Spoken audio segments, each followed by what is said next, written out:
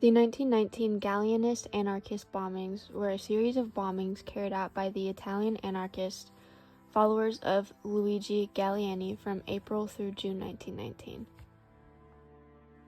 In late April 1919, at least 36 booby-trapped dynamite-filled bombs were mailed to many prominent politicians and appointees. The mailed bombs were wrapped in brown paper with similar address and advertising labels. Inside, wrapped in bright green paper and stamped Gimbel Brothers Novelty Samples, was a cardboard box containing a 6-inch by 3-inch block of hollow wood about 1 inch in thickness, packed with a stick of dynamite. A small vial of sulfuric acid was fastened to the wood block, along with 3 blasting caps.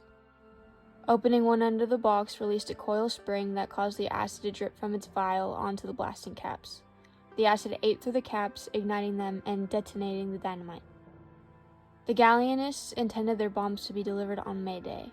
May 1st was celebrated as the International Day of Communist, Anarchist, and Socialist Revolutionary Solidarity. Seattle Mayor Ole Hansen received one of the mailed package bombs, but it was opened by William Langer, a member of his office staff.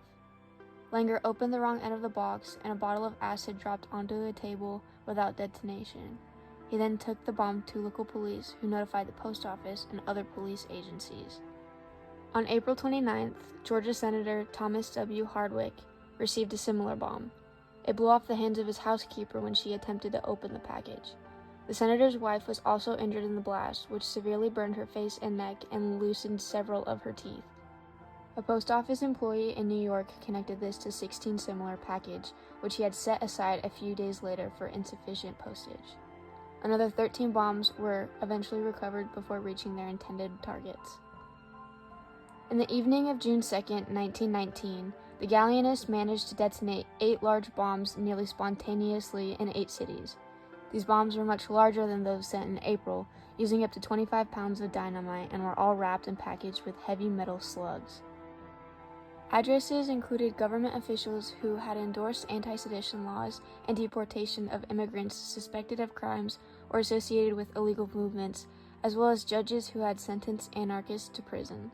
The targeted men were not killed, but a New York watchman was. Though not seriously injured, Palmer and his family were shaken by the blast, and the house was demolished.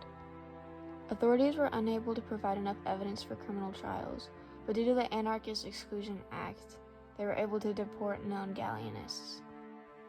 Hundreds of suspected anarchists and radicals were illegally searched and unwarrantedly arrested. 10,000 people were arrested, of which 3,500 were held in detention. The bombings and the Galleanist groups were extremely alarming and were rising as a viewed threat to the United States. The Red Scare implied a fear of Russian and Italian communism and lasted throughout the year of 1919. A common misconception is that tensions started between Russia and the United States around the time of the Cold War. That is why this era is coined as the first Red Scare. At this time, post-Galleanist and anarchist bombings, all or most radicalist thinking was grouped in with the vile acts of the bombings. Every union and protest was seen as a communist threat. The nation was under warfare. Boston police went on strike and were called agents of Lenin. There were racial disagreements where African Americans were associated with terrorists. Any aspect of radicalist thinking was associated with Bolshevism.